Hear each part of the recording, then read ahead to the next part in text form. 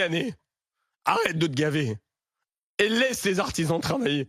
C'est un vraiment, je sais pas d'autres termes. Oui, ils sont logés à la même enseigne. Tu vois, je reviens de 48 heures où j'étais parti à la rencontre de mes confrères dans le Lot-et-Garonne et en Dordogne, notamment pour aller à la rencontre de ce chef étoilé, Adrien Soro. Adrien Soro qui a fermé son restaurant. Covid, jeune chef étoilé, un parcours brillant, mais le môme il est broyé.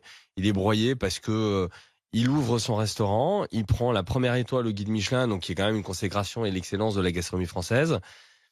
Et 3 mois après, fermeture administrative, donc Covid. Alors il a pris les 10 000 balles par mois, cher Étienne, sois rassuré, mais ça n'a pas suffi, puisque derrière, absence de trésorerie, son PGE, il l'a utilisé pour réaménager, faire des travaux, pour mieux recevoir sa clientèle.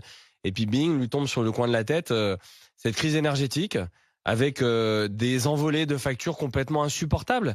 Quand tu arrives à des situations où près de 50% de ton chiffre d'affaires, de ce que tu collectes, tu le redonnes à Total Energy, qui se gave comme un... Et j'ai pas d'autre terme, pardon, parce que moi j'ai vu la... Pardon, j'ai vu la tristesse de ces chefs d'entreprise. 10 ils ont fermé, 10 ils ont fermé. 10 ils ont fermé parce qu'ils peuvent pas rouvrir, parce qu'ils sont massacrés. Et Pouyanné, aujourd'hui, moi j'ai honte, vous savez pourquoi? Parce que j'ai défendu Total Energy, les super profits ici. Je les ai défendus. Et moi j'étais dans les mecs se font massacrer. Alors Pouyanné, arrête de te gaver et laisse les artisans travailler. C'est un vraiment, je sais pas d'autres termes, et qui viennent avec moi, qui viennent faire la tournée. Tu parles. Je suis désolé.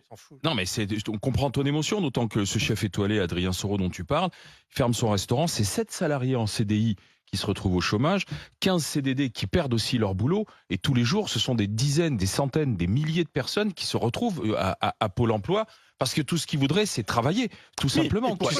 Et c'est simplement parce qu'ils ne peuvent pas payer une seule facture, ou qu'elle est reporté dans le temps. Ils disent mais de toute façon il vaut mieux arrêter l'activité parce que de toute façon on va dans le mur à moyen terme, quoi. Mais c'est ce qui s'est passé, tu sais, je discutais avec un autre de mes confrères, Adrien Pedrazzi, qui lui a fermé parce que fin décembre il avait plus de contrat, que son énergie faisait x15 chez Total Energy encore, parce que tous les problèmes régulièrement qu'on me remonte, c'est Total Energy.